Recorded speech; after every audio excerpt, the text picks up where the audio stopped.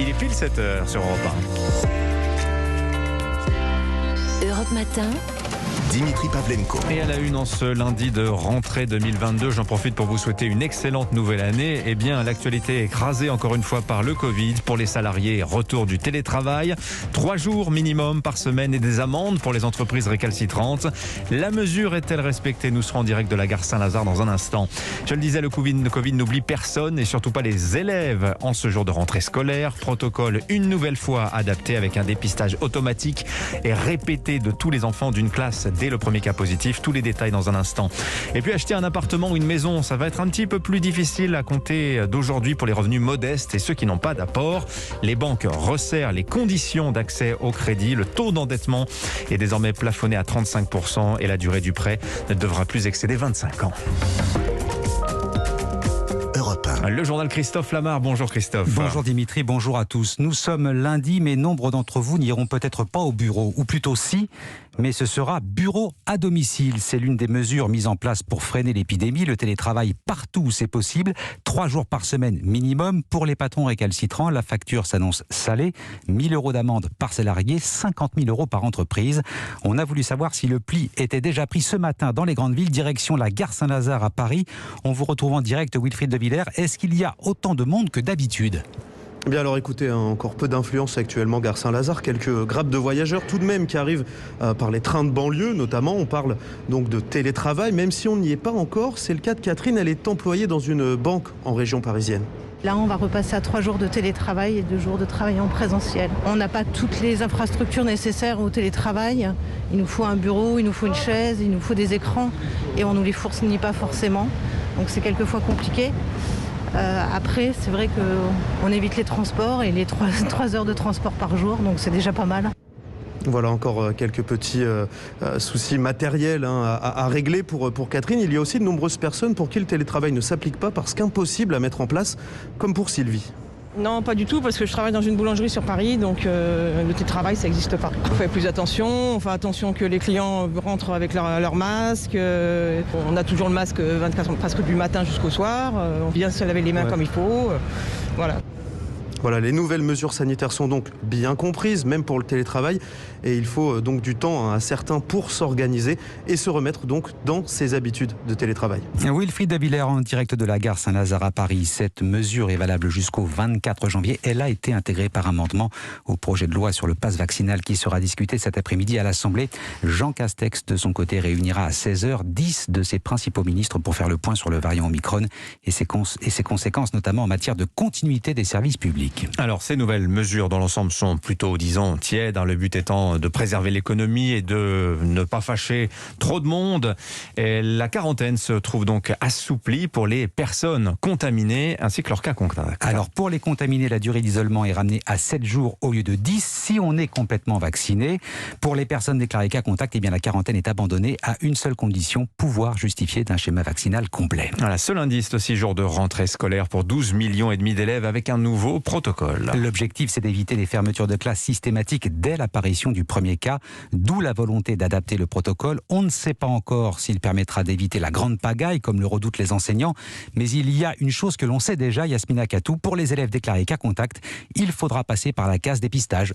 Oui, c'est le principal changement de cette rentrée. Lorsqu'un enfant est positif, tous les élèves de sa classe devront effectuer 3 tests en 4 jours.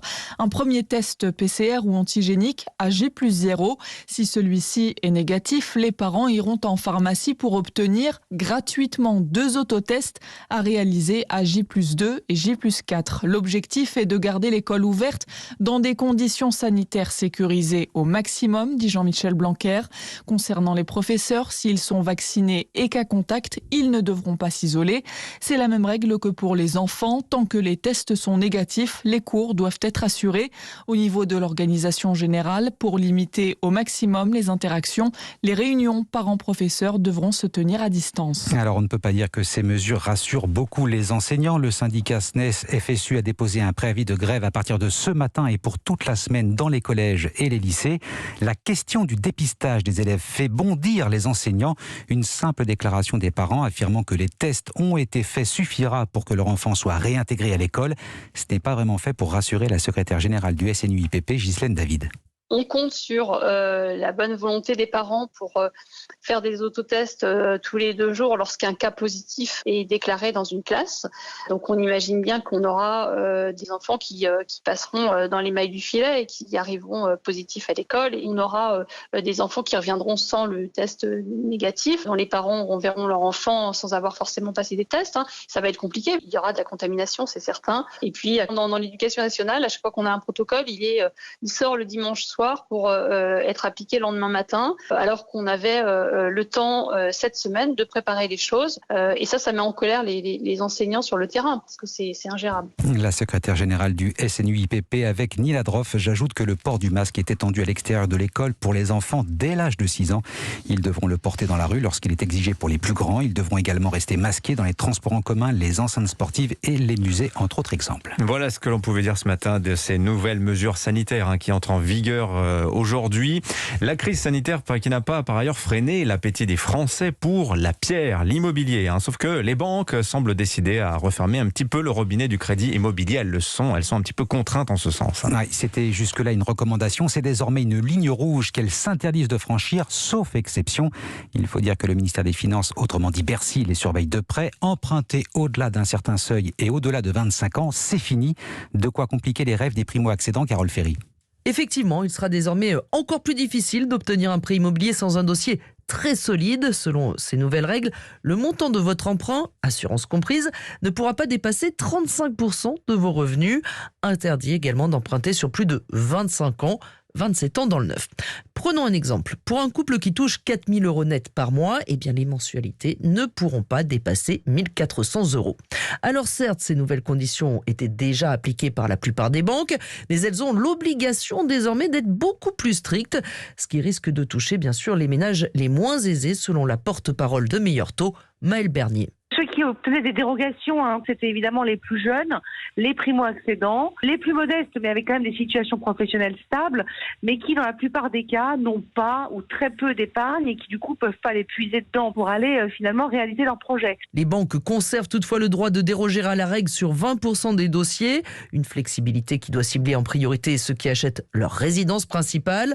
Un tiers de ces dossiers extra-légaux devront profiter à ceux qui achètent pour la première fois. Carole Ferry du service économie d'Europe 1. Il est 7h07. La politique, c'est aussi la rentrée pour les candidats à l'élection présidentielle. Premier tour prévu le 10 avril, dans 3 mois presque jour pour jour. Emmanuel Macron n'a toujours pas dit s'il comptait se lancer dans la bataille, mais ses adversaires déclarés ou potentiels n'ont plus de temps à perdre, Victor Chabert.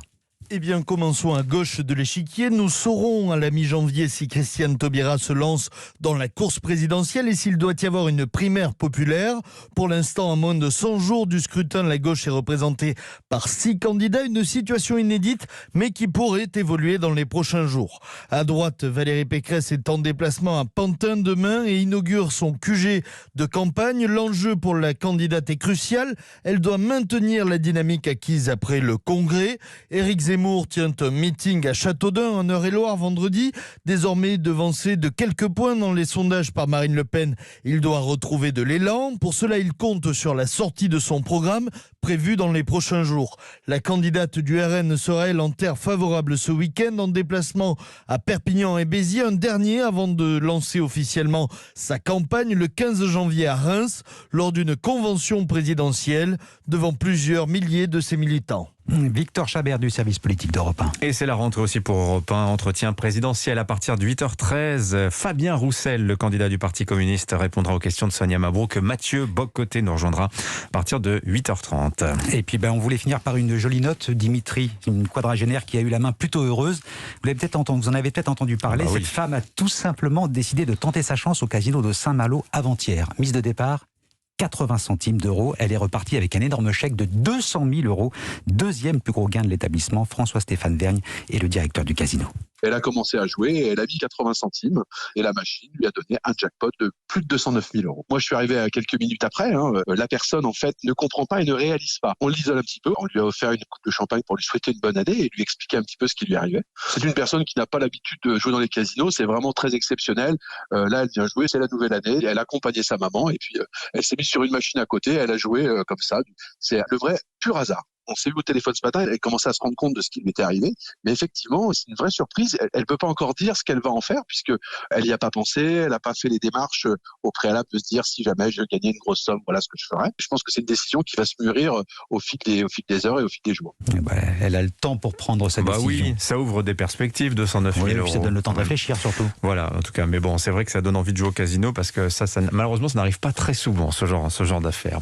Merci Christophe Lamar. Excellente journée à vous. Allez à suivre sur